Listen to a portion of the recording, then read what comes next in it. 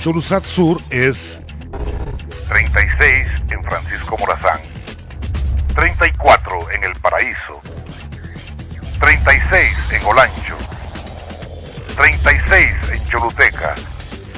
A nivel nacional, vía satélite, estamos en su compañía de cable y llegamos al mundo a través de nuestra página web www.choluzatsur.com. Choluzat Sur, el único y más completo canal de noticias. Amigos y amigas, televidentes del Sol de las Noticias, muy buenos días. Tenemos ya en el set principal la presencia de nuestra distinguida y apreciable amiga Carla López. Ella es periodista y abogada. Fue vocera oficial de Undutel durante 17 años y medio. Además fue jefa de protocolo en el Congreso Nacional. También jefa de prensa fue en el canal TVH Internacional y condujo precisamente en ese mismo canal el foro TVH Internacional. Actualmente es consultora legal jurídica del Instituto Hondureño de Ciencias y Tecnología.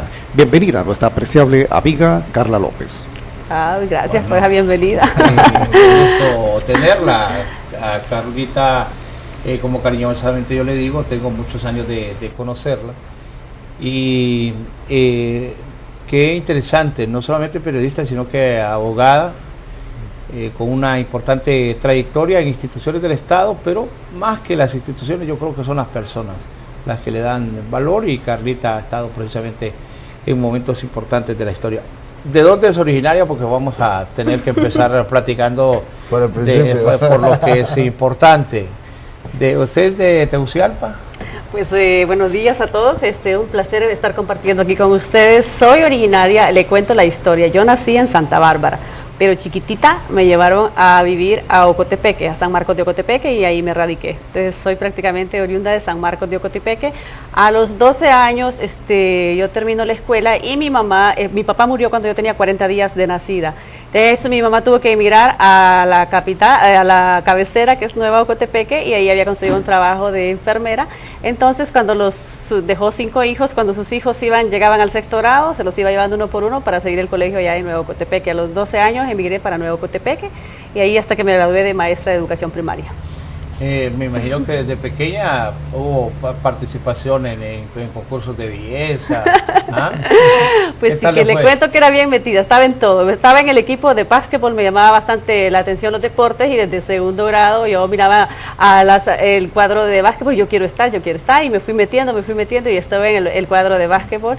Estaba también en el cuadro de danzas desde la escuela, y como usted dice, pues las profesoras y los mismos compañeros lo van buscando a uno por ciertos atributos, y siempre estaba participando en los reinados de la escuela y de los colegios.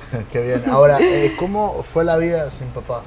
Pues muy difícil. Yo hasta el día de hoy, yo a veces cuando me enojo con Dios le reclamo y le digo, ¿por qué me llevaste a mi papá? No sé lo que es un abrazo de un papá. Imagínense, 40 días. Él tuvo un accidente automovilístico, venía tomado con alcohol, y falleció. El golpe fueron muy grandes en la cabeza y no pudo sobrevivir. Mi mamá tenía 5 hijos, la pequeñita era yo de 40 días, y pues sí, es una de las cosas que yo creo que a mí me ha mantenido alejada del alcohol, y que yo le digo a la gente, no tomes, es malo tomar. Las consecuencias del alcohol son grandes, y por eso yo creo que es una de las cosas por las cuales yo hasta el día de hoy no aborrezco, pero no estoy de acuerdo con que la gente ingiera alcohol. Yo me quedé sin padre por eso. Yo creo que si él hubiera andado en su buena, esos 5 cabales, pues no, aquí estaría todavía hasta el día de hoy. Ahora, ¿qué pasó? ¿No habían abuelos, tíos? Sí, entonces a raíz de que mi mamá se queda con 5 niños, ¿verdad? Pues la vida de ella tuvo que cambiar drásticamente. Nos quedamos con nuestros abuelos y se viene a la ciudad de San Pedro Sula a estudiar enfermería, saca enfermería por 2 años y inmediatamente empieza a trabajar en el centro de salud de Nueva Ocotepeque, que queda como a 45 minutos, 1 hora de San Marcos de Ocotepeque. Ahí se radica ella, vuelve a hacer una familia, conoce a un señor y se casa, y luego nos va llevando a nosotros uno por uno para estudiar lo que hay allá el colegio y una carrera. ¿Y dónde se quedaron mientras?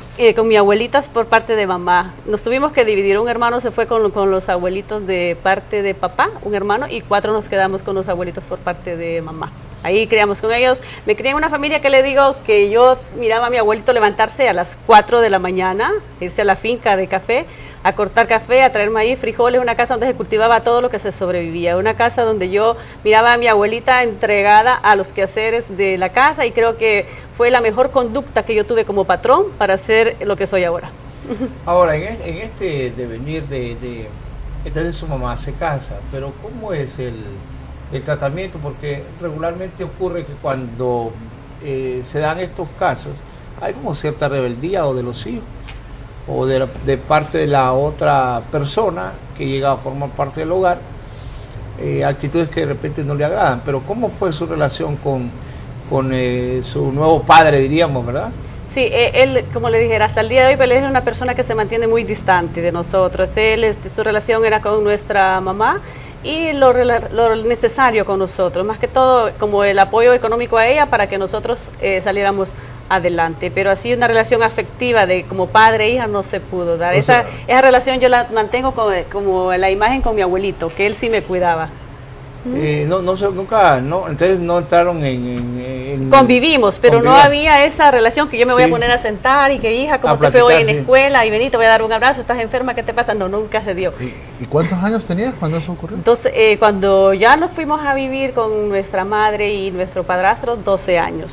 Pero su mamá, ¿qué edad tenía cuando ella se casó? ¿No? Estaba bastante joven, no recuerdo en sí, pero imagínese, yo tenía 40 días cuando nuestro padre murió. Nuestro primer hermano nació cuando ella tenía 16 años.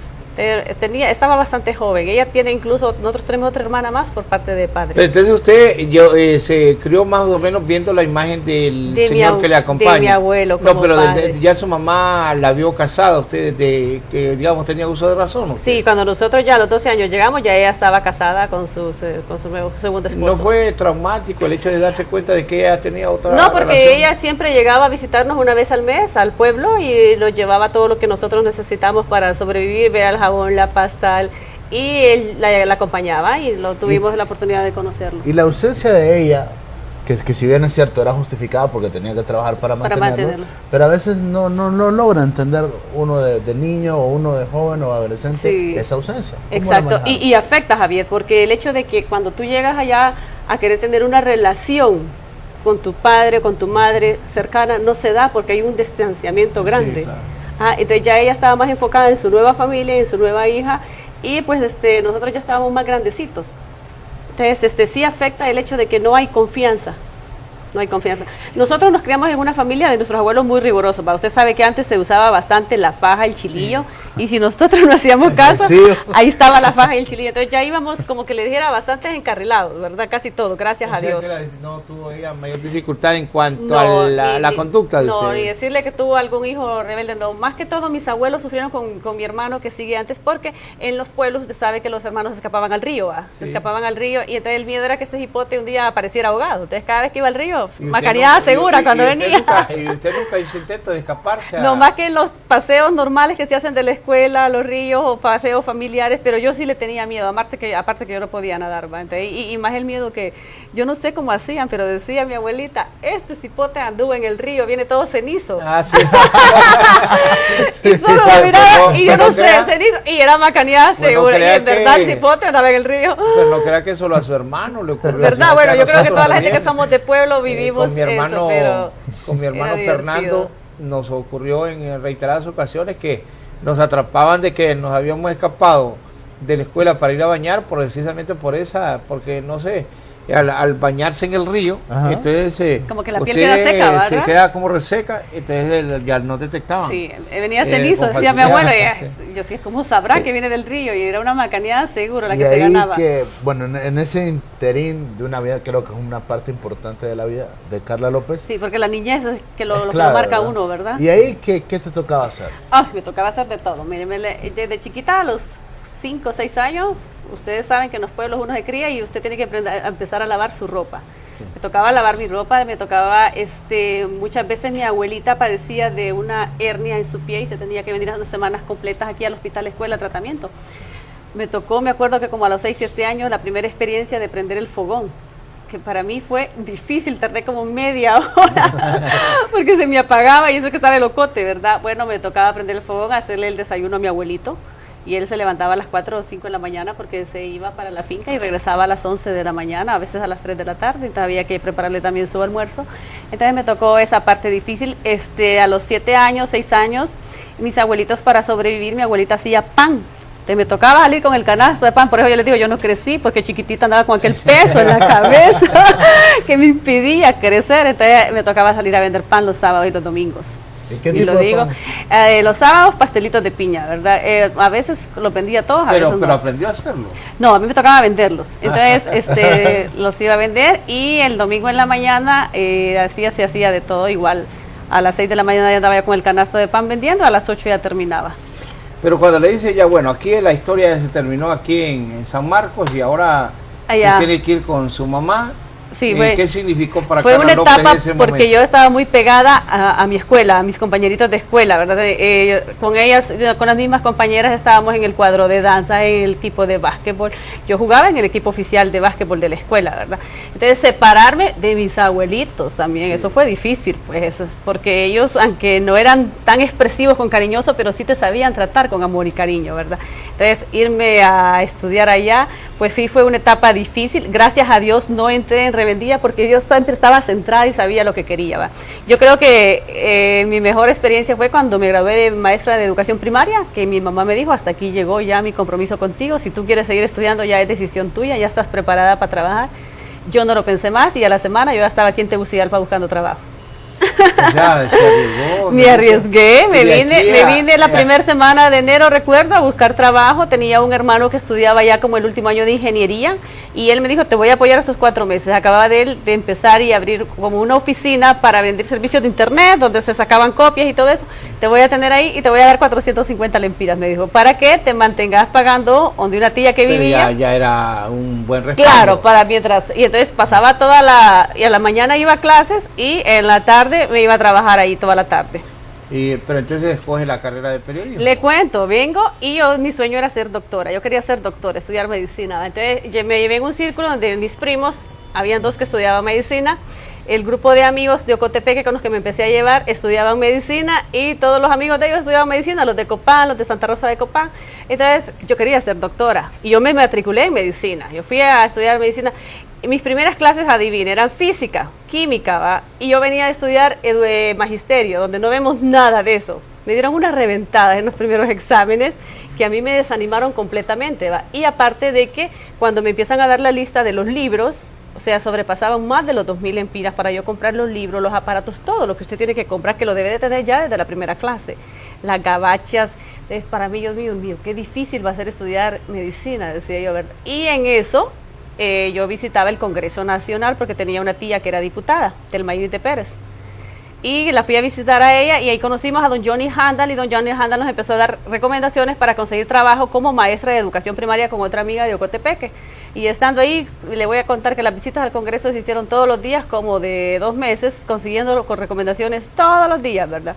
Y un día don Johnny Handal nos dice, cipotas, ¿y ustedes qué hacen tanto en esta oficina? Era la bancada del Partido Nacional. Y entonces nos dice, andamos buscando trabajo, Johnny, porque si no conseguimos nos va a tocar que regresarnos para el pueblo y no nos queremos ir al pueblo.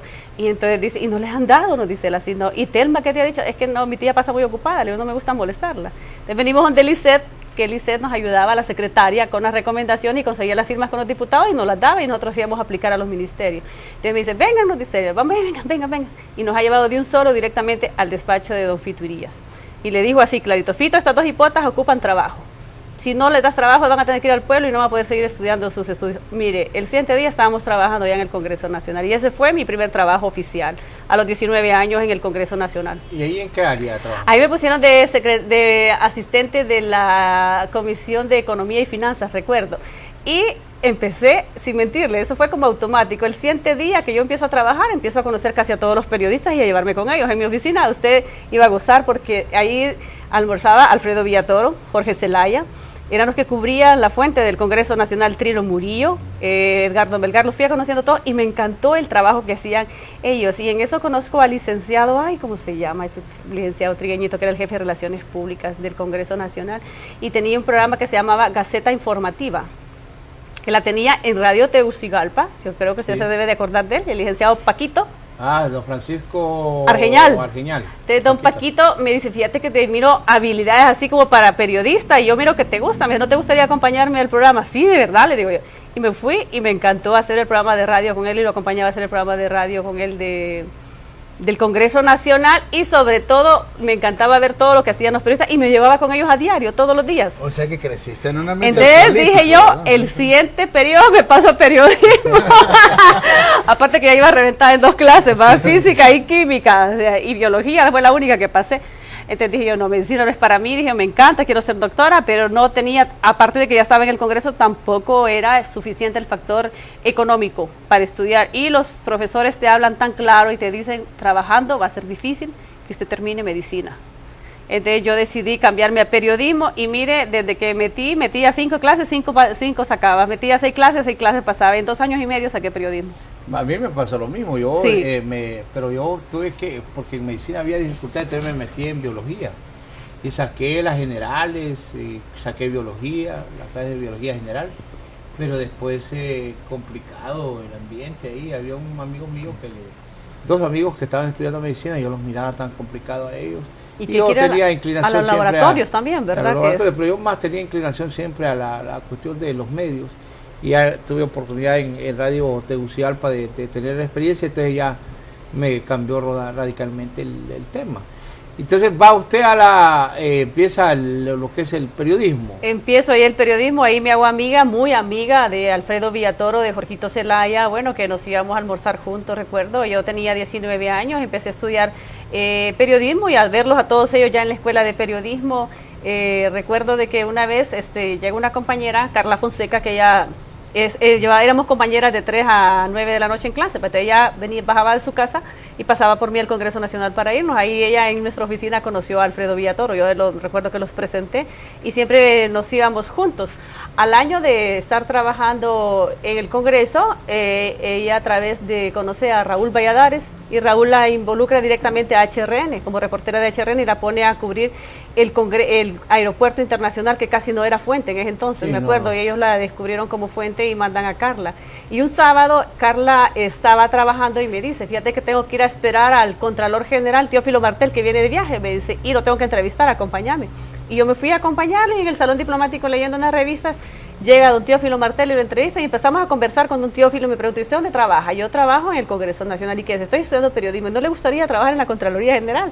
De verdad, le digo yo. Yo lo primero que le pregunté, voy a ganar, ¿cuánto voy a ganar? Y ya cuando me dijo, va a ganar tanto, yo vi que era casi más de lo que yo ganaba en el Congreso. No lo pensé 2 veces y mire, el lunes yo estaba dejándole el currículum a don Teófilo Martel, y ahí se hacía un proceso de capacitación y en el cual a usted la entrevistaba mucha gente para poder ingresar a la Contraloría en ese entonces. No, ahora también es más. Ahora también, ¿verdad? Yo creo que son de las pocas instituciones que mantienen ese proceso y entonces como un mes, oiga bien, un mes y medio, yo para poder ingresar. Cuando ya estoy en acta para poder ingresar, imagínese, eso fue a finales de diciembre. Entonces ella me dice, ya puedes entrar, pero hay que comunicárselo al presidente del Congreso. Me dice, porque si Fito piensa que yo te traje de un solo, me dice, me voy a meter en un problema. Pero ya don Fito autorizó que yo me podría venir y ya renuncié al Congreso Nacional. Estuve como año y medio, entré de 19 y le cuento que de 20 años tuve mi primer trabajo oficial, donde fui vocera de la Contraloría General de la República y tuve como jefes a grandes personalidades como don Germán Alampalle y a Marcio Moya, que en ese entonces estaba el periódico, ¿se recuerda? Sí. El periódico, entonces don Germán era el director o jefe de redacción y Marcio era también jefe, por los cuales ellos no podían ser la cabeza de la Contraloría General como oficial de relaciones, entonces fui yo la persona que ocupé ese cargo, pero ellos eran mis jefes inmediatos. Y fue una experiencia muy bonita. Mire, si el Congreso es político, en ese entonces la Contraloría era como el pum político, porque todos los políticos llegaban donde don Teófilo Martel. Yo no sé qué tenía, pero él se llevaba con todos los políticos de todos los partidos. Sí, es que todos los partidos es que políticos. Pasó, la Contraloría pasó, antes era Probidad Administrativa, creo. Estaba Probidad y la Contraloría. Ahora es Tribunal ya que lo unieron, pero en ese entonces eran dos instituciones diferente. Y la presidencial quedaba cerquita. Entonces los periodistas de presidencial llegaban a entrevistar a don Teófilo Martel como contralor, y ahí conocí a su jefe, a don Edras Amado, nos hicimos muy buenos amigos. Sí, ahí estuvo, y ya era una relación interesante, porque sí, don Teófilo le logró subir el perfil a la Contraloría, y él era muy dado a hacer actividades de manera permanente. Gestionó lo que es la construcción del nuevo edificio que ahora está el Tribunal Superior de Cuentas. Exacto, todas y pues sí que tenía una buena. Y la relación de él era muy buena. Le cuento que yo ahí prácticamente conocí a todo el mundo diplomático, empresarial, porque la relación de él era exagerada. Yo creo que es el mejor ejemplo que uno tiene como alguien que sabe manejar lo que son las relaciones y el protocolo. ¿Y cuánto tiempo ahí? Ahí estuve casi desde el 93 que llegué hasta el 97. ¿Y cómo llegas a un hotel? ¿O hubo otro trabajo? No, mire, estoy en la Contraloría, pues ahí fue prácticamente, ahí me gradué de periodista, terminé mi carrera. Tuve tantos logros. Yo recuerdo que apliqué a la visa americana y no me pidieron ningún papel, solo con la nota del Contralor General mi visa me la dieron automáticamente por 10 años. O sea, tuve tantas cosas buenas en la Contraloría, aprendí muchísimo de don Teófilo a trabajar en equipo, a ser líder. Me enseñó de que usted tiene que ver a alguien no por color político, sino por lo que esa persona puede hacer y lo que vale. Ese señor nos enseñó muchos principios buenísimos, nos daba muchas oportunidades de estudio, nos decía que había que superarnos. Yo recuerdo que terminé de estudiar periodismo, y como lo saqué tan rápido, recuerde que trabajaba y estudiaba. Entonces yo salía a las 9 de la U, llegaba a las 9:30 a mi casa. Si tenía que meter clase a las 7 y 8 de la mañana, las metía para ir avanzando, porque saqué la carrera en 2 años y medio. Entonces llevaba una vida bastante ajetreadita. Cuando terminó de estudiar periodismo, aquel lapso que ocupaba para estudiar, me quedaba libre, y a mí se me hacía eterno y largo. Entonces como al año ya de haber descansado, que sí ya sentía que era bastante tiempo el que pasaba sin hacer nada, escucho un mensaje del pastor Evelio Reyes, y que dice que uno nunca se debe de estancar donde está, sino que debe seguir adelante, y que si usted terminó algo y quiere empezar otra cosa, que lo haga, que no tenga miedo. Eso fue un domingo. El lunes, sin pensar, como que todo se estaba dando, estaban las matrículas en la Autónoma, y me fui a matricular a Derecho, y empiezo a estudiar Derecho. Pero antes le cuento, había tenido la motivación en la Villa Olímpica. Yo iba a correr a la Villa Olímpica y me encuentro a Alfredo Villatoro, periodista de HRN, siempre amigo del Congreso, y Carlita me dice, ¿por qué no se mete a estudiar Derecho? Ahí estamos estudiando varios. Y me empezó a mencionar, mire que está Rafaca, está Tito, David Romero, de verdad le hubiera, me dice, es una carrera bastante complementaria y la va a mantener ocupada y le va a servir para el periodismo. Entonces me metí a estudiar Derecho y los tenía de compañeros a todos ellos. Se imagina lo que era estar en primera fila con Tito, con David Romero, ¿verdad? De compañeros con Rafaca, con Villatoro, y que llegara un abogado político a dar clases. Era un espectáculo. Sí. Entonces en ese tiempo, entonces me pongo a estudiar Derecho, ¿verdad? Y gracias a Dios lo saqué en 3 años. Antes uno salía de licenciado. Usted tenía que litigar 2 años para poderse ser abogada. Llevé ese proceso también. Estando en la Contraloría, se avecinaba un cambio. Y se decía que iba doña Vera Sofía Rubí de Contralora, y era del partido contrario al que estaba en ese entonces, que era don Teófilo Martel. Entonces él nos dice... yo en mi sabiduría dije, tengo que ver qué hago, porque llegó en ese entonces don David Romero, que era muy amigo de doña Vera, y nosotros éramos un grupo como de 4 muchachas que trabajábamos ahí, y nos dice, doña Vera no las quiere, dice, porque piensa que ustedes son cachurecas y que son de la confianza de don Teófilo Martel, y así con esas palabras, y disculpe la mala palabra, se las va a volar cuando entre. Entonces a mí me quedó aquella espina, y yo dije, Dios mío, yo tengo que trabajar, porque yo dependo de un trabajo para pagar casa y todo. Entonces, como en la Contraloría se habían desarrollado muchos proyectos con la cooperación española, y se habían capacitado alcaldes a nivel nacional con el BID y la cooperación española. Entonces yo había tenido una buena relación con el señor director de la cooperación española. Él ya me había ofrecido a mí trabajar en la cooperación española. Vengo yo y le digo, ¿qué posibilidad hay de que yo pueda trabajar con usted en un proyecto? Oh, sí, me dice, tengo uno que va a empezar y puedes estar por lo menos 3, 4 meses.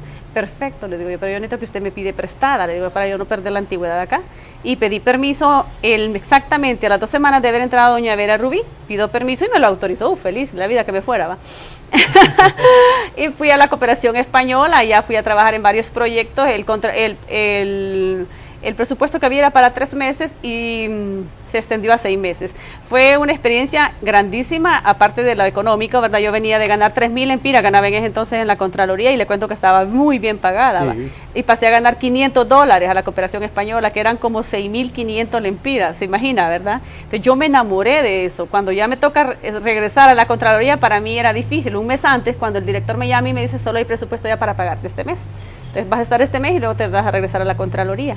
Cuando me dice eso, pues yo recuerdo que a mí solo se me ocurrió, Dios mío, tengo que buscar trabajo, así sentada en el escritorio. ¿Y dónde puedo trabajar? Necesito trabajar en un lugar donde haya estabilidad, donde no se mueva la gente por colores políticos, sino que de verdad valoren el trabajo de uno. Y entonces fíjese que a la mente se me vino la voz, que clarito, ¿te gustaría trabajar en Hondutel? Así. Fíjese, vi 2 panoramas, Banco Central y Hondutel. Dije, Hondutel, dije yo, y el gerente de Hondutel yo lo conozco porque era amigo de don Teófilo Martel, muy amigo, el abogado Morales, Arturo Morales. Y entonces dije yo, Hondutel, pero no me voy a ir sola, digo, tengo que irme con un padrino bueno, y llamo a David, le digo, a David Romero. Yo siempre con mis padrinos, directores de medios, ¿verdad? Cuando me corren de todos lados son los que llamo, a Vallejo, a David, a Raúl. Y llamo a David y le digo, ya me toca regresar a la Contraloría, y como usted nos dijo que doña Vera no nos quiere, le digo, yo no le voy a dar el gusto que me vote, ¿va? Entonces, ayúdeme, le digo, quiero ir a Hondutel, pero no quiero ir sola, le digo, yo conozco al abogado, le digo, pero con su respaldo yo sé que, porque David en ese entonces tenía un programa muy influyente en Radio América, ¿se acuerda? Sí, sí. Interpretando la noticia con Maldonado, y entonces dije, si usted me acompaña, pues yo sé que el abogado me va a dar la oportunidad. Exacto, el abogado nos recibió, pero me dijo, aquí no puedes entrar así nomás, ni porque yo te traiga porque eres política, tienes que entrar a un proceso de selección. Y lo que voy a hacer es enviarte a la cumbre, el edificio de la cumbre, para que ya te evalúen y entres a todo el proceso. Si lo pasás, así, si lo pasás, puedes entrar a Hondutel, ya depende de ti. Me tuvieron casi en un mes haciendo ese proceso de evaluación en la cumbre, y le cuento lo que me pasó una vez. Me voy una vez y me citan a las 8 de la mañana y llego, porque tenía que contestar un montón de exámenes. Andaba 100 lempiras en mi bolsa y a mí se me olvida y meto el carro en el parqueo del Hotel El Prado. No sé si usted se recuerda, ¿va? Y según yo iba a estar 1 o 2 horas en Hondutel y salí hasta las 12, que cuando bajé esas gradas, porque era en el 11º piso donde estaba Javier, se recuerda, porque yo creo que ahí estuvo usted un tiempo, ¿verdad? Bajé hasta mareada, y cuando llego al parqueo me dije, son 80 lempiras de parqueo. Y yo solo andaba 100 lempiras para sobrevivir toda la semana. Dios mío santo, dije yo, se me fueron. Y yo solo recuerdo que dije, ojalá el pago de este parqueo valga la pena y pueda ingresar a Hondutel, ¿va? Entonces ya, sí, yo recuerdo esa anécdota porque para mí fue un susto cuando me dicen 80 lempiras de parqueo, yo andaba 100 lempiras, imagínense, ¿va? Entonces voy regreso a la Contraloría, ¿verdad? Y yo evitando lo menos posible que doña Vera nos viera y que ni catala, para que no se fijaran que estábamos nosotros ahí y nos corrieran antes del tiempo. Eran muy sectarios. Ellos llegaron bien sectarios, sí. Y uno entiende, pues. Toda la vida no, sí. Pero a mí me parece que eso... Y le cuento, ahora somos grandes amigas de doña Vera y yo la admiro muchísimo a ella ahora, ¿va? Yo siempre he contrarrestado eso. Sí. En los lugares donde yo he estado, de frente he ido, que la gente no se debía ver por sectarismo, sí. Por ejemplo... Ahí se vio bastante en la Contraloría. Y en Hondutel se daba, por ejemplo, que usted llegaba, porque el tiempo es que los militares controlaron Hondutel, entonces eran las amantes, las mujeres, los hijos, los primos, los hermanos, los tíos de los militares eran los que tenían el control de Hondutel. Entonces cuando empezaron a llegar recomendados políticos, viera que era una cuestión de que si a usted se sentaba, es como que tenía lepra. Sí. No, así, radicalmente. Lo decían, sentate ahí, y no te movas de ahí porque vos venís recomendado políticamente. Aquí los que mandamos somos nosotros. Y entonces yo tenía un grupo de compañeras, muy buenas amigas, por cierto. Yo las aprecio mucho, pero yo lo que hacía es que me reía. Porque yo ya tenía experiencia en los medios. Y ya les decía yo... Sí, Javier estaba muy consolidado, tenía su programa en Radio Comayagüela que tenía mucha audiencia. No le digo pues que el mismo señor gerente decía que él participaba en las encuestas de Javier. Y entonces yo les decía, yo, en serio, ustedes son los dueños de Hondutel.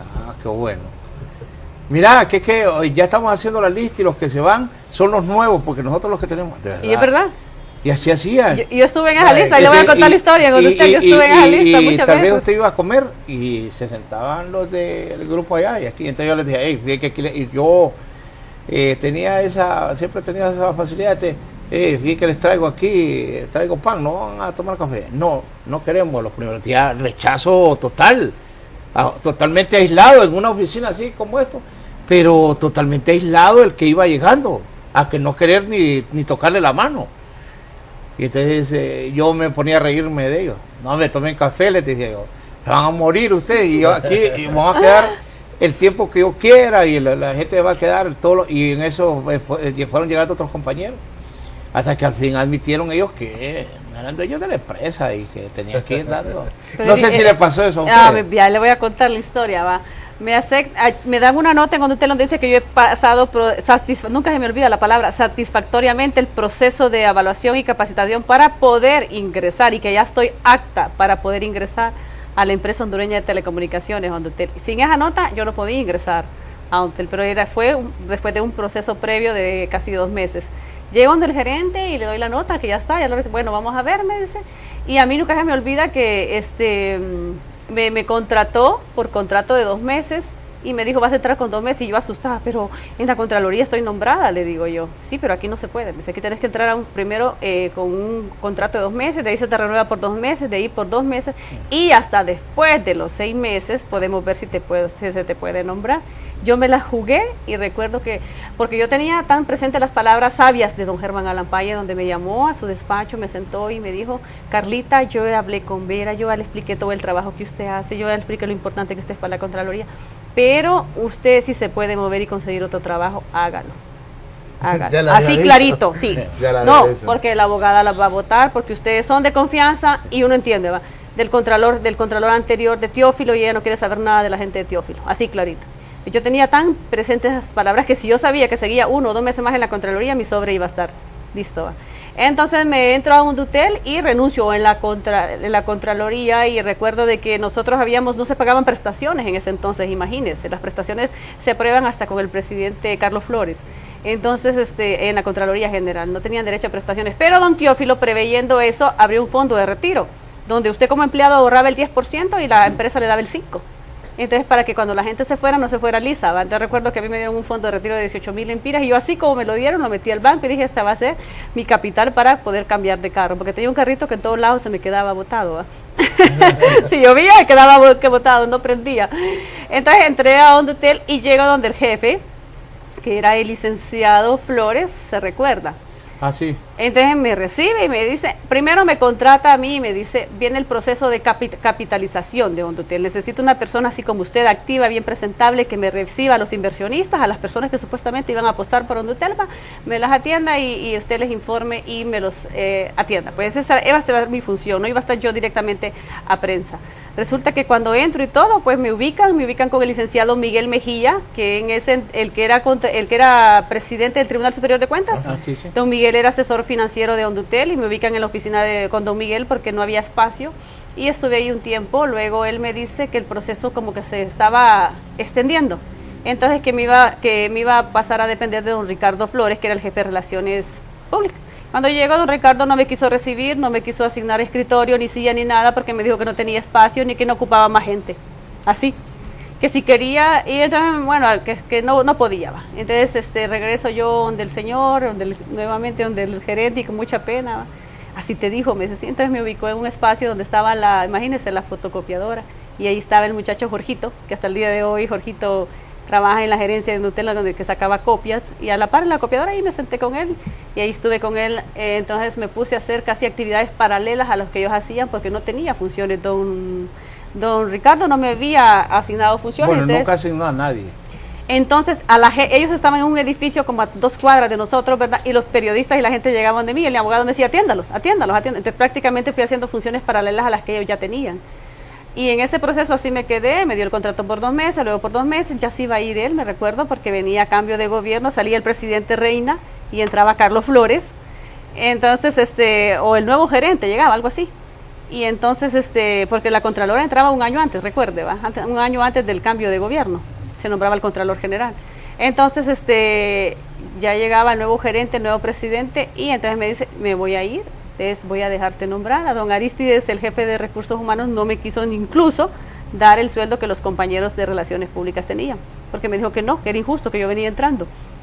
Y entonces sí, entré exactamente con la mismo sueldo que yo venía de la Contraloría y me las jugué porque ya estaba nombrada, ¿me entiendes? Tenía ya antigüedad. No, es que a todos nos pasó lo mismo. Sí, ¿verdad? Entonces... en esa época había un Sí. sectarismo y una enfermedad de los que estaban... A mí, yo llegué en el tiempo de Maldonado Muñoz. Ese tipo miserable para dar salarios. Sí, Y llegaban las amantes de ellos y las amigas y les daban unos salarios grandísimos.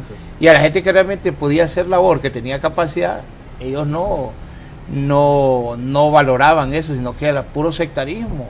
sí. Y entonces le toca a usted vivir... Exacto. Yo me acuerdo que en diciembre ustedes reciben un bono. Buenísimo el bono que se les daba en Ondutel y nosotros nada, solo viendo porque nosotros por contrato no teníamos derecho a todo eso. En enero les dan un aumentazo y nosotros nada porque no estábamos nombradas, pero gracias a Dios en febrero ya cuando el ingeniero Morales se va me dejó nombrada y le cuento, a la semana de haberme nombrado nombran al nuevo gerente que era don Roberto Micheletti. Y dice don Roberto que allá a Progreso llegaron con la lista de todos los que tenían que despedirse porque eran cachurecos. Y la lista la encabezaba yo. Él era sectario.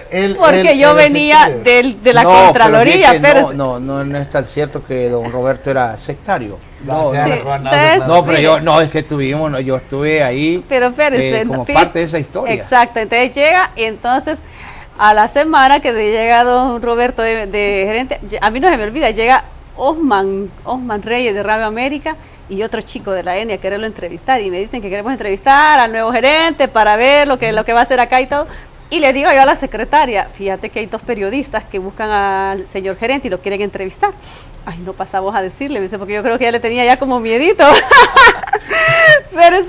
Pero yo le digo, pero a mí no me conoce. Pero pasa ahí, representate con él y decirle. Y llego yo de Zampada acá y dice, mire, yo toco, ¿verdad? Y él estaba con el diputado Humansor, Virgilio Humansor, que era diputado en ese entonces, De Valle. con Marco Antonio Andino y con un señor Disquat, que era diputado liberal de Danlí, que eran sus mejores amigos y le estaban dando la bienvenida. Entro yo, ¿verdad? Y entonces, buenos días, señor gerente, mucho gusto, mi nombre es Carla López, soy periodista y trabajo acá, le ofrece que hay él estaba firmando, hay 2 muchachos acá, fulano de tal de Radio América, que lo quieren entrevistar para conocer ya sus opiniones como nuevo gerente. Y entonces levanta la cara y me queda viendo y me dice, y no sos vos, me dice, la que trabajabas en el Congreso Nacional con Fito Irías, me dice, sí. Oiga bien, 5 o 6 años atrás, que te llevabas, yo me llevaba con una amiga de Ocotepeque que los ojos eran así salidos. Entonces, que te llevabas con los ojos de chivo y tal.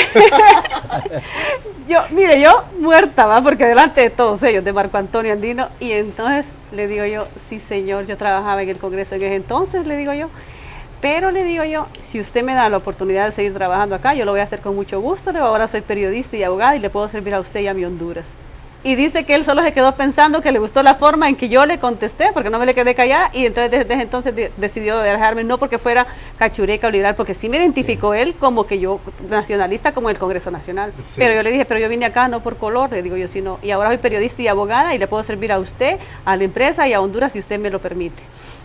Entonces, ahí empezó la relación con él y pues yo he tenido eso. Yo pienso que cuando usted va a trabajar en una institución, no importa el color político o la institución política a la que pertenece esa persona, usted se debe a la institución y a la fidelidad con la persona que esté. Ok, entonces vamos acelerando el paso porque la historia es amplia, pero ahí compartimos mucho con Javier. Momentos clave, ok. Después, bueno, Micheletti se convierte en presidente del Congreso Nacional. No, ahí estuvo él, se fue, no estuvo ni mucho porque pasó lo del MISH, desgraciadamente Ondutel sufrió mucho con lo del MISH. Toda la estructura telefónica de Ondutel se cayó casi a nivel nacional, ¿verdad, Javier? Y vino la compañía esta de México, Telmex, a brindarle un soporte del 90%, donde ellos prácticamente conocieron toda nuestra infraestructura y por eso a la hora de licitar para la capitalización de Ondutel ofrecieron muy poco porque ya conocían lo que teníamos. Pero yo creo que es que también ellos quisieron aprovecharse de la coyuntura. Porque Ondutel siguió funcionando y siguió dando miles de millones de lempiras. Después 100 millones ofrecieron de ahí pagaban cuando había una capacidad O sea, sí, de ahí se pagaba a todos los aumentos de los doctores, de los profesores, de los policías. Era la mina de oro. Estando en Hondutel, don Roberto, lo enamoran y le calientan la cabeza y lo lanzan de candidato presidencial por el Partido Liberal y rápidamente abandona a Hondutel, pues dejó Hondutel y en ese transcurso se quedó el subgerente de Hondutel. Ahí pues sobreviví como vocero con gobiernos nacionalistas y liberales. Luego llega el gobierno del presidente Maduro, donde cual también me acuerdo que por un periodista de Radio América voy encabezando una lista para que me voten, porque ya no era nacionalista, no que era liberal, decían, ¿verdad? Ya era micheletista. Y ya dice no. que lo peor que puede ocurrir es que los periodistas... Sí, y un periodista, a mí dije yo, pero él nunca me ha tratado ni ha conocido, ¿cómo es posible que esté poniendo mi nombre en una lista, digo yo, para que me despidan? Bueno, pero yo públicamente le doy las gracias a Ricardo Álvarez, porque él llamó y dijo, yo conozco la trayectoria y el trabajo de Carlita, sea liberal o sea la cachureca, déjenla en Hondutel, no va a ser jefa, pero déjenla que trabaje ahí, y gracias a él yo me mantuve en Hondutel. Chintín Valenzuela, un excelente gerente, hombre honrado, de los mejores trabajador, porque, y que no nombró gente por cuestiones políticas. A este señor Morales renunció de Hondutel y después lo metieron, casi lo meten preso, no sé si estuvo preso porque se dedicaba al griseo de llamadas. Salió delincuente. Desde aquel salió peor. Pero en el caso de Chintín, correcto, un hombre no sectario. Sí. Llegó Juan Ramón Mairena ahí, y ese sí llegó, Juan Ramón Marena, el del Colegio de Periodistas. Él fue nuestro atacando a los periodistas, pero es sectario, ese tipo es enfermo, políticamente hablando, exageradamente sectario. Y al final ahí nos vemos, pues, se mantienen, pero Dios se encarga también de irlos disminuyendo, porque a mí me extrañó, yo siempre lo traté como amigos, pero cuando llegó ahí a los compañeros los andaba persiguiendo. Y había otro compañero, teníamos un compañero ahí, que todos los días, ya tengo la lista, decían los que se van. Sí, eso era triste. Tengo la lista, y yo tengo un día. No, nunca, a mí nunca, en eso nunca sí, lo metieron a la lista. Nunca, ninguno. Y llegó, llegó como 2 o 3 veces Micheletti. La primera vez que llegó, estaba yo, me dice, vos va, que vos tenés un programa ahí en la noche. Sí, vos, ¿cómo te llevas tirándole riata del gobierno? Ahí le digo, ¿cuál es el problema? Pues no hay ningún problema, usted tome la decisión que quiera tomar aquí. No, tranquilo, ya se metió ahí a la oficina donde iba. Pero en el caso de estos, entonces ese compañero, todos los días, hoy está en la lista y mira, los que se van son vos y está bueno, le decía yo. Un día estoy yo en la entrada de la oficina, bueno, dije, ¿dónde está tal persona tal? Y le dan el sobre. Le digo, y no es que vos sabías, y porque no te avisaste vos mismo. Le mandaron 2 veces, durante yo estuve ahí 2 o 3 veces, le mandaron el sobre, a mí nunca, porque yo trataba yo estaba en mi horario, iba, y si me ocupaban para los que me necesitaran. De ahí llegó José Ochoa y Martínez, y no tuve yo mayores dificultades, por ejemplo con Lorena Melgen, ella nunca fue jefa mía, sino que teníamos ambos el mismo rango, pero nos tratamos con respeto, y no hubo mayores inconvenientes. Entonces, Carlita, ¿y qué pasó? Pero aquí solo hemos hablado de trabajo, y en el amor, ¿cómo le ha ido? Bueno, estudiando Derecho, me casé, y tengo 2 hijos, uno que ya tiene 16 años, me acaba de graduar ahorita, sí, se me acaba de graduar de bachiller, y un pequeño de 8 meses de edad. Desgraciadamente a veces cuando usted se casa se quiere casar para toda la vida, ¿va? Pero a veces difícil, el matrimonio es una institución, es prácticamente como una empresa y tiene que saberla manejar bien, y sobre todo a conocer bien el carácter de la otra persona, sí, y compartir no solo sueños, sino que muchas cosas. Desgraciadamente no concordamos en muchos aspectos con el que es padre de mis hijos, el que era mi esposo, y tomamos la decisión de separarnos. Pero ya 16 años. ¿Cuántos años tuvieron juntos? 16 años. 15 años. 15 años. 15 años. O sea, ¿cómo estás soltera?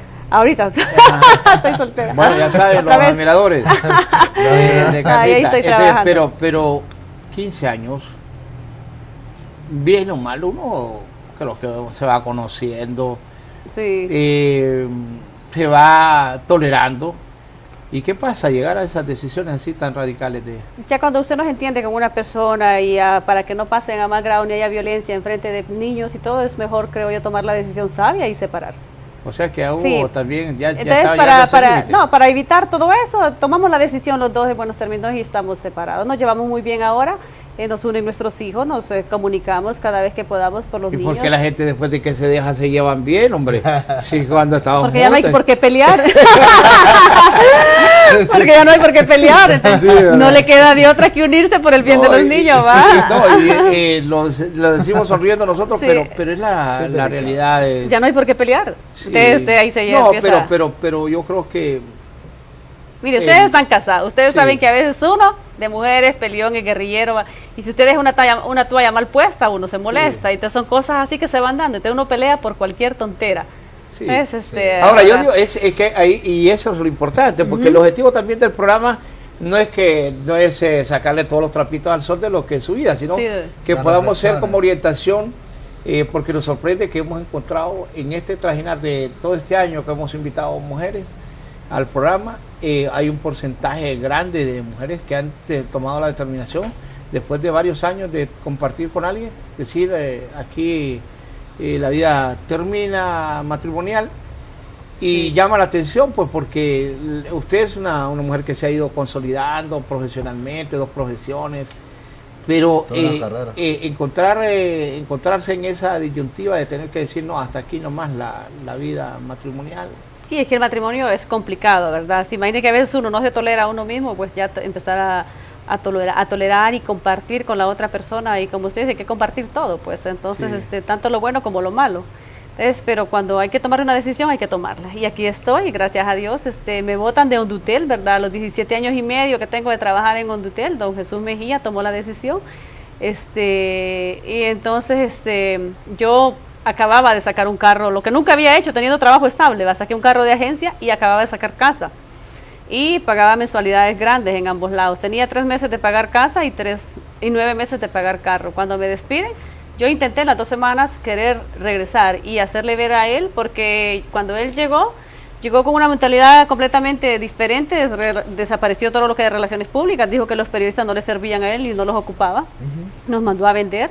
Y pues yo me acoplé a las nuevas disposiciones, me puso a vender y me puso en servicios corporativos, que es donde se les venden a las empresas el servicio de internet por fibra óptica, transmisiones, envío. Entonces yo dije, bueno, yo tengo que buscar lo que yo conozco y lo que a mí me gusta. Yo conozco medios, les voy a vender transmisiones en vivo. Y fue lo que hice, y agarré mis clientes, que era el Canal 8, Canal del Congreso, canales del Congreso, pero del gobierno, pero que facturaban y pagaban, ¿verdad? Porque sí pagaban al día, por lo menos el Canal del Congreso. Y empecé a vender, para decirle que a los 3 meses de estar ahí, me convierto en la vendedora del MEVA, de la oficina, por 3 meses seguidos, y me molestaban mis compañeros y mi jefe porque decía que iba a poner la foto así como en Pizza Hut. El empleado del medio le decía, no, ahí está, ya no. Y entonces yo llego, cuando él toma la decisión de votarme, yo le llevo a él y le digo lo que yo facturo y lo que yo vendo. Pues estoy vendiendo, pero él está vendiendo al mismo estado. Sí, pero le vendo. Le digo, ¿quién le compra a Hondutel? No se engañe, el mismo estado, el que le está comprando a Hondutel. La gente ya no cree mucho en Hondutel y había que hacer maravillas y enamorarse. Fíjese que el día que a mí me llega el sobre, a mí no se me olvida. Ese día yo había andado en el Congreso Nacional vendiendo la transmisión que se iba a dar desde Gracia Lempira del Congreso Móvil. El Congreso Móvil desde allá, y negociando unas cuentas pendientes que estaban de unas transmisiones que no se habían cobrado en el momento que se tenían que cobrar, y yo las andaba negociando para que el Congreso pagara, y el Congreso accedía y todo. Luego me traslado a la alcaldía municipal a negociar con el alcalde la transmisión a través de Canal 8 para que la alcaldía pagara esa transmisión por lo del festival que se hace en octubre, de la celebración de la capital. Se recuerda que hay un festival, un carnaval en octubre, y entonces cuando yo llego de vender esas 2 transmisiones que las había vendido ya con contrato firmado y todo, y regreso, y cuando llego a Hondutel, mi sobre va. Pucha, dije yo, hoy que hice 2 ventas y que pude recoger 150,000 pesos que el Congreso le debía a Hondutel. Y entonces yo intenté regresar, utilicé a mis amigos de los medios de comunicación. A mí nunca se me olvida, yo le dije a Vallejo el otro día, le di las gracias, porque por lo menos él intentó, le habló a Jesús, explicándole por qué me votaba, Raúl Valladares. Entonces ya fue una decisión personal de él. Como yo se lo he dicho a muchos amigos, mi trabajo en Hondutel no me lo dio él ni su partido, me costó a mí un proceso de capacitación, no me lo dio ni el Partido Liberal ni el Partido Nacional, me costó a mí, ni me lo dio Jesús Mejía. Contanos una historia que no la podemos obviar. Tú lo que viviste en el golpe de Estado, lo que viviste en el Congreso, o sea, vos sabías mucho antes Pero es que le cuento que yo me retiré, pues recuerda que yo estaba embarazada de mi pequeña, entonces yo me retiré como 30 días antes de todos esos sucesos. Entonces yo prácticamente, para mí fue como cuando vi eso en televisión, un shock, ¿me entiendes? Porque yo no estaba en el Congreso, yo no sabía nada de todo eso que estaba pasando, porque estaba en mi periodo ya que iba a tener, bueno, si cuando pasó eso mi niño tenía 28 días de nacido, o 30 días. Te tocó regresar en la guerra. Yo me voy al Congreso porque hago cambio de gobierno y llega como gerente don Jacobo Regalado, pero quien tomaba las decisiones era Marcelo Echeverri. Yo empecé a tratar con él, el ingeniero muy profesional, tuvimos una relación, pero yo miraba su carácter explosivo. Conmigo no tuvo problemas ni nada, ¿verdad? Pero yo miraba su carácter explosivo y que cuando daba una orden y si no se cumplía, esa persona iba para afuera, así, clarito. Entonces yo, en mi sabiduría, dije yo, con el ingeniero no voy a durar ni 2 meses. Yo sabía que me iba a votar, ¿va? Entonces yo emigro y voy a buscar a don Roberto Micheletti y le digo, hay posibilidad de que usted me dé trabajo aquí en el Congreso. Entonces, cuando me da los sueldos del Congreso, nada que ver con lo que uno gana en Hondutel, va. O sea, súper bajos. Digo, pero yo aquí me está dando la mitad de lo que yo gano en Hondutel. Y yo, cuando usted ya se enamora de su sueldo y vive de un sueldo, es difícil cambiar esa situación, va. Yo creo que a todo el mundo le pasa. Te digo, pero lo que podemos hacer aquí es que institucionalmente me pida prestar. Y así yo me vengo y no pierdo yo mi sueldo de Hondutel, y mi sueldo yo lo recibo de Hondutel, no del Congreso. Y así fue. Me fui al Congreso como jefa de protocolo, porque ya Relaciones Públicas estaba cubierto por Sagrario Dávila, que era la esposa de Chendo. Sí.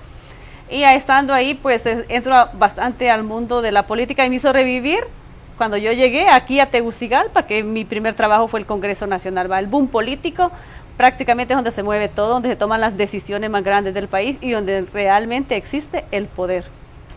Ahí viví con usted, nos peleamos muchas veces con usted, con su jefe, nos volvimos a enamorar, a contentar. No, nunca nos peleamos. No, lo que pasa es que nosotros logramos entender es la dinámica, ¿verdad? Del juego político, y solo aquel que, lamentablemente, cuando uno está cerca del poder, le ha pasado a mucha gente, que cuando están cerca del poder, le apuestan al poder, que va a ser permanente, ¿no? Y esas son cuestiones transitorias, ¿verdad? Sí, pero sí fue extremo. Y ahí en el Congreso, pues, es un boom político. Ustedes saben, gracias a Dios tuve muy buenas relaciones. Yo me llevo hasta el día de hoy muy bien con doña Dori Gutiérrez, con don Toribio Bustillo. Yo me sentaba a la par de él para aprender muchas cosas. Me tocó trabajar en el proceso de la nueva Constitución con el abogado Roberto Chan Castillo. Y me involucré en muchas cosas, más que todo también de bienestar social. Andábamos en los barrios y colonias con los diputados, ayudando. Cuando pasa lo de este conflicto político, yo estaba embarazada y estaba en el 8º mes de mi embarazo. Yo me tenía que retirar ya por el nacimiento de mi hijo, ¿verdad? Y entonces me retiro y me pierdo de todos los acontecimientos políticos que pasan en el gobierno. Cuando yo miro todo ese relajo que pasa y que el Congreso está llamando a sesionar, mi instinto periodístico y de trabajo me dice que yo me tengo que presentar al Congreso. Sí. Entonces yo inmediatamente dejo a mi niño con el papá y me voy al Congreso a trabajar ese día, y ahí me empiezo a informar de todo. Lo que yo miraba previo era por noticias, para todo lo que pasaba en las conferencias, lo que ustedes pasaban, las transmisiones en vivo del presidente Zelaya, pero nunca en sí de lo que pasó adentro, porque yo ya estaba retirada por el proceso. Pero te vas para presidencial. Me voy 1 semana, 2 semanas a apoyarlo, porque no sé cómo mi teléfono fue viral y a mí me llamaban de Al Jazeera, de CNN, increíble, a mí me llamaban de todos lados. Yo decía, cómo mi teléfono se hizo viral mundialmente para entrevistar a don Roberto Micheletti. Entonces yo me tuve que ir al Congreso Nacional, presidencial, pero ahí estaba don René Cepeda, recuerda. Entonces yo dije, si me quedo en presidencial, voy a quedar más marcada de lo que estoy en el Congreso. Yo pensé y dije aquí yo necesito regresar ya a mi empresa, que es Hondutel. Y me habla el nuevo gerente que nombra, que es Jorge Aguilar, y me dice, Carlita, tiene que tomar una decisión, o se queda en presidencial o se regresa a Hondutel, pero la tiene que tomar hoy porque yo la necesito en Hondutel. Y si usted no está, yo contrato a otra persona. Entonces yo sabiamente dije, regreso a Hondutel, y regresé a Hondutel. En presidencial estuve 2 semanas atendiendo las conferencias, apoyando a don René y atendiendo a los periodistas que llamaban de fuera. Pero en eso regreso a Hondutel. Sí, fue una etapa difícil esa. Ahora, entonces la vida de soltera, ¿cómo le ha ido? Pues? Muy bien, estoy bien entregada, estoy apoyando a una iglesia, al pastor, no sé si ustedes lo conocen, Carlos Cerrato, sí, que el testimonio del pastor es bien fuerte. Él estuvo preso en Estados Unidos, perteneció a la MARA 18 en San Francisco, California. Y conocer en el programa que yo tuve de televisión en el foro, yo lo llevé a él a compartir con otros pastores que venían de Estados Unidos, y conocí el testimonio de él y me llamó la atención. Sí. Bueno, entonces lo he estado apoyando en la iglesia, me encanta lo que él hace, las visitas a las cárceles con las personas que pertenecen a estas organizaciones distintas, y sobre todo a los reos que están ahí por delitos graves de narcotráfico y todo eso. Entonces me encanta ese trabajo y estoy ahí apoyándolo en eso a él. Estoy dedicada a mis hijos, a mi trabajo, y me dedico 2 horas a hacer algún ejercicio ejercicio. Pues yo voy a la Vía Olímpica, corro maratones o voy al gimnasio para mantenerme ocupado. Es necesario darle tiempo al cuerpo por salud y todo. Usted mantiene en forma. Sí, siempre en forma y además... y esa es parte de disciplina. Sí, disciplina sobre todo, porque hay días que usted no quiere, pero la disciplina le dice tienes que ir. Acuérdate que te comiste una baleada hoy. Sí. No, Carla López se mantiene muy bien siempre. Sí, ahí estamos. Una muy buena y esta nueva vida de soltera, su relación con sus hijos. Pues al principio fue difícil, ¿me entiende? Difícil, y más que todo cuando usted le tiene que dar sus hijos el fin de semana al papá para que los lleve y quedarse sola y sin ellos. Fue difícil, fue un año bastante difícil, pero ya gracias a Dios eso ya está superado, ya vamos para adelante y ahí estaré hasta donde Dios me diga. Lo que pasa es que uno regularmente, si hay gente que no es, en el caso de las mujeres, no son abogadas, pero se vuelven complicadas, ¿verdad? En materia legal, que todo lo quieren hacer por la fuerza, mediante presiones. ¿No fue dramático eso? No, nosotros hablamos hasta eso y nos divorciamos por mutuo consentimiento a modo de no ir a los tribunales y estar en pleito allá en los juzgados. ¿Y eso de compartir los niños? Eso se quedó claro y un fin de semana se iban con él, otros se quedan conmigo y así fue. Y así estamos ahora también igual. Porque está bueno este ejemplo porque hay mujeres que lo que buscan es que yo creo que es como sacarse clavo, ¿verdad? No, los niños necesitan a su padre y usted no les puede quitar el amor de padre, ni la imagen de padre, ni echarle al papá es lo peor que usted puede hacer, no, es una inmadurez de parte de una mujer, creo yo, hacer eso. Y a veces, no a veces quizás se percibe que también el fondo es económico, ¿verdad? O sea, bueno, si hay yo más creo que sí, que a veces es como cuestión de orgullo, ¿verdad? O como decimos con mi abuela, como de pique. A este lo voy a hacer daño, lo voy a mantener y lo voy a exponer. Al principio, porque si ha habido dolor, si ha habido daño, entonces uno piensa en vengarse, pero si usted llega a una madurez y lo habla y lo aclara, y también hay momentos en que usted tiene que ceder y decir, si no puedo, ¿para qué voy a estar peleando? Pero, ¿y los admiradores? ¿Hay alguno? No, no sé, a mí no me dicen nada. No, porque yo paso trabajando. Hasta hoy creía que era usted casada, pero ahora que es soltera. Yo paso trabajando, entonces estoy en una oficina de... Pero está abierto el corazón pues no sé, lo que sea, lo que Dios disponga, ¿verdad? Si va a ser un hombre bueno de corazón, trabajador y honesto, pero... Adelante, pero que eso va. Y con la cocina esta pregunta es de Javier. Javier está preguntando ya otra cosa. No, la pregunta es sobre cómo te va en la cocina. En la cocina, cocinando, muy bien, yo aprendí a cocinar, el que era papá de mis hijos, mi esposo, él vivió mucho tiempo en Estados Unidos, entonces la gente allá se hace independiente, ¿verdad? Y aprende a cocinar. Él, desgraciadamente, acostumbró a mis hijos a cocinarles tipo gourmet, cosa que yo no podía. Entonces, cuando yo me los llevo a mi casa, yo tuve que aprender a cocinar muchas cosas que no era que no podía, pero que no las hacía porque no me quedaba tiempo, y siempre había una muchacha en casa para hacerlo, ¿verdad? Entonces aprendí a cocinar y siento que me defiendo. O sea que a él le tocó mucho tiempo llevar la cocina, entonces. Es que como a él le gustaba.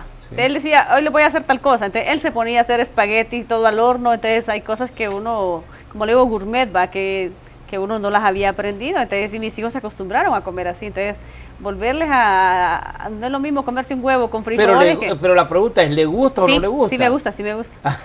Lo único que no le puedo hacer es sopa de mondongo y sopa marinera, nunca he intentado, pero de ahí casi de todo. Pero ahí es que nos ha tocado aquí que un gran porcentaje de las mujeres tienen lo menos que me interesa la cocina. Sí, no, me encanta, yo le puedo hacer, le hago unos camarones al ajillo, unas langostas al ajillo riquísimo, le hago unos espaguetis al horno, le hago cerdo al horno, riquísimo. Le hago sopa de res, sopa de pollo. Y ya para finalizar cada... Tortillas y no prendí, a pesar de que vengo de pueblo, ¿va? Me salen todas pandas. ¿Y ha vuelto a Ocotepeque? Tengo casi 3 años de no ir a Ocotepeque. Desgraciadamente, cuando me botan de Hondutel, ¿verdad? Yo tuve que mermar mis gastos. Y aunque no lo crean, un viaje a Ocotepeque implica un gasto casi de 5,000 empiras. Sí. Son 1,000 y pico en la ida de gasolina, va 1,000 y pico en la avenida, le pone allá unos 500 en el pueblo, van 3,000 empiras solo de combustible, porque son 8 horas, 9 horas de trayecto, más lo que usted tiene que gastar ahí, entonces son casi 5,000 empiras. Entonces yo tuve que mermar gastos porque yo estaba a cargo de la casa y comida de mis hijos, entonces tuve que mermarme en muchas cosas y no he vuelto a Ocotepeque. Y, o sea que por ahí también toman el atol chuco. El atol chuco es de Copán.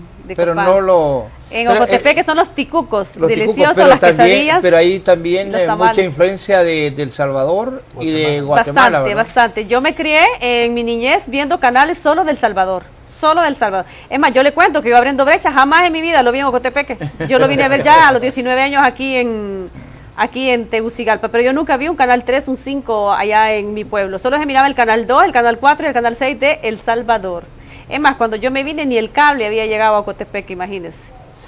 Bueno, hemos llegado al final de esta conversación con una buena amiga de años, una profesional muy calificada, con una trayectoria interesante en lo que es las relaciones públicas, pero también en la prensa nacional. Ya ha tenido también su experiencia y como abogada, y nos place pues haberla invitado esta mañana, a volverla a ver, y se mantiene siempre igual. No, ¿Hay alguna... Esa fórmula no la dio hoy de cómo mantenerse así siempre tan atractiva, tan joven, tan guapa, tan elegante, que ha sido una característica también de Carlita, y será en otra ocasión que nos vamos a descubrir quién es la persona? ¿O tiene alguien que le asesore en esa materia? No, para nada. Yo creo que todas las mujeres tenemos eso adentro, que nos gusta arreglarnos, vernos bien. Todo está en usted, en querer hacerlo. Y yo le digo a todas las mujeres que nos están viendo ahorita, que han pasado tal vez por una situación difícil, que nada las opaque, que nada las detenga. Si tienen sueños, cumplen, todo se puede. Yo vine de un pueblo y yo dije, si yo no consigo trabajo, yo me voy a tirar a la calle afuera presidencial y voy a tener el carro del presidente Calleja y le voy a decir, deme trabajo que necesito. Y así logré y estoy donde estoy, y todo lo que usted quiere se puede cumplir. Pueden mantenerse bien, comiendo sano, haciendo ejercicio. Es necesario dedicarle tiempo a nuestro cuerpo, porque nuestro cuerpo es el que nos da vida, es el motor de vida. Y usted necesita hacer ejercicio diario y comer sano. Don Frank Gómez. Muchas felicitaciones, Carla.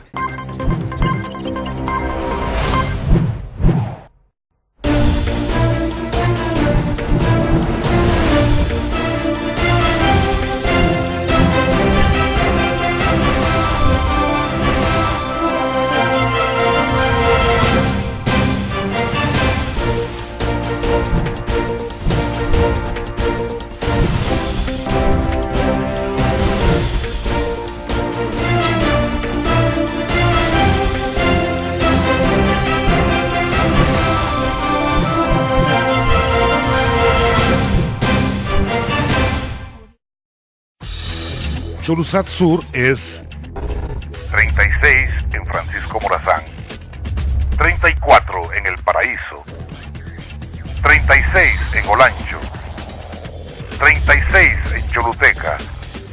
A nivel nacional, vía satélite, estamos en su compañía de cable y llegamos al mundo a través de nuestra página web www.cholusatsur.com. Cholusat Sur, el único y más completo canal de noticias.